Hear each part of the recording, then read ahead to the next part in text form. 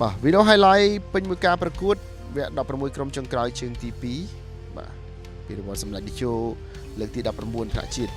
ឆ្នាំ2025-2026ចាប់ផ្ទះភ្នំពេញក្រោនបាទទ្វារកីឡដ្ឋានភ្នំពេញក្រោនស្វាគមន៍ក្រុមភ្ញៀវដោយប្រើប្រាស់ឯកសណ្ឋានពណ៌ក្រហមបាទសម្រាប់ឯកសណ្ឋានពណ៌សគឺជាក្រុមភ្ញៀវសមាគមកីឡាបាល់ទាត់ខេត្តត្បូងឃ្មុំភ្នំពេញក្រោនប្រើប្រាស់កីឡាករបរទេសតែមួយរូបគត់គឺ Breno Setano លោកញ៉ាកណាសេងសេរីជាអ្នកបាទដឹកនាំការប្រកួតនេះការប្រកួតបានត្រឹមតែ1នាទីនិង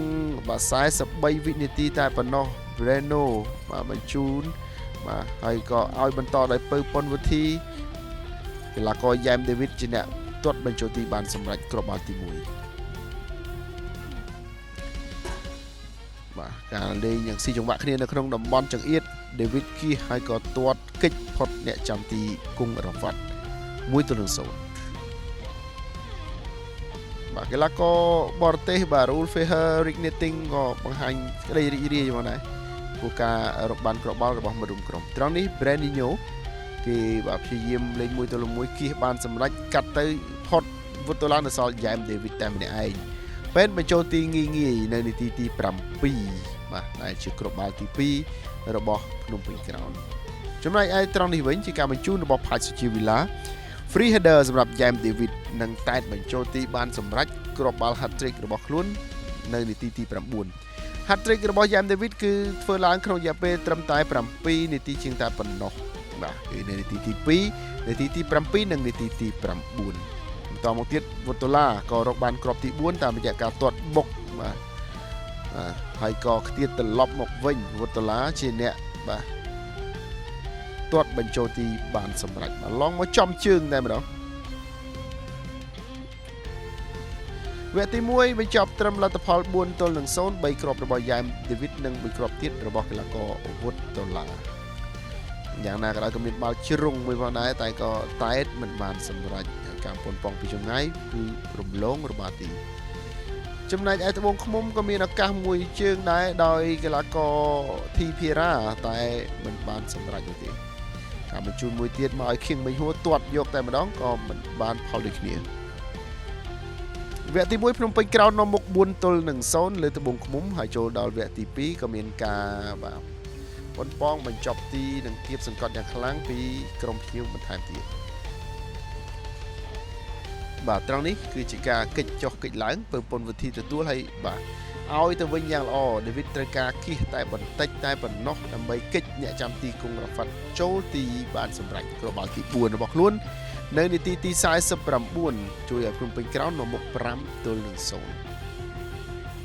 បាទបន្តមកទៀតការបញ្ជូនរបស់មូហាម៉ាត់ហាមីស៊ីហើយក៏បែនបញ្ចូលទីបានសម្រេចដោយ Breno បាទការអបអរសាទរដោយក្បាច់រាំបាទប្លែកៗរបស់ Breno Setano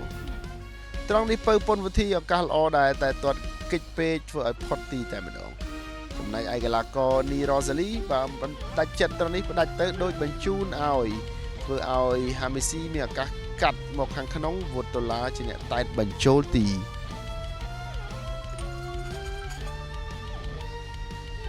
ដាក់គ្រាប់បាល់ទី7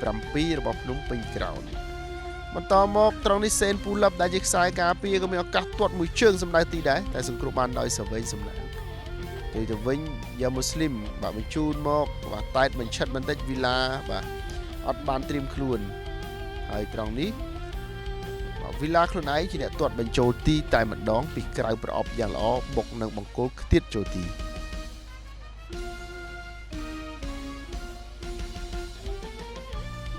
ត្រង់នេះគឺជាការបង្កកំហុសរបស់បាទកីឡាករត្បូងឃ្មុំហើយកើតមាសបាទពេលណាល់ទីបានសម្រេចបាទទាត់បញ្ចូលទីបានយ៉ាងល្អមិនឲ្យអ្នកចាំទីគង់រ៉ាហ្វាត់ហក់ត្រូវនោះទេក្រោយពីបាល់ពេលណាល់ទីរបស់កើតមាសក៏មានបាល់ពេលណាល់ទីមួយគ្រាប់ទៀតដែលបាទធ្វើបានសម្រេចដោយកីឡាករលេខ7យ៉ាងណាក៏ដោយនៅត្រង់នេះធីភេរ៉ាមានឱកាសទាត់តែមិនចំគោលដៅនោះទេបាទចំណុចនេះហើយដែលមានបាល់ពេណាល់ទីមួយគ្រាប់ទៀតកីឡាករម៉ាត់តារម៉ាន់បាទតាក់ជើងកើតមាសហើយយ៉ាងមូស្លីមជាអ្នកបាទសម្រេចគ្រាប់បាល់ពេណាល់ទីមួយនេះ ប បាទចុងក្រោយអាញាកណ្ដាលកំ plong កញ្ចែបញ្ចប់ការប្រកួតជាផ្លូវការ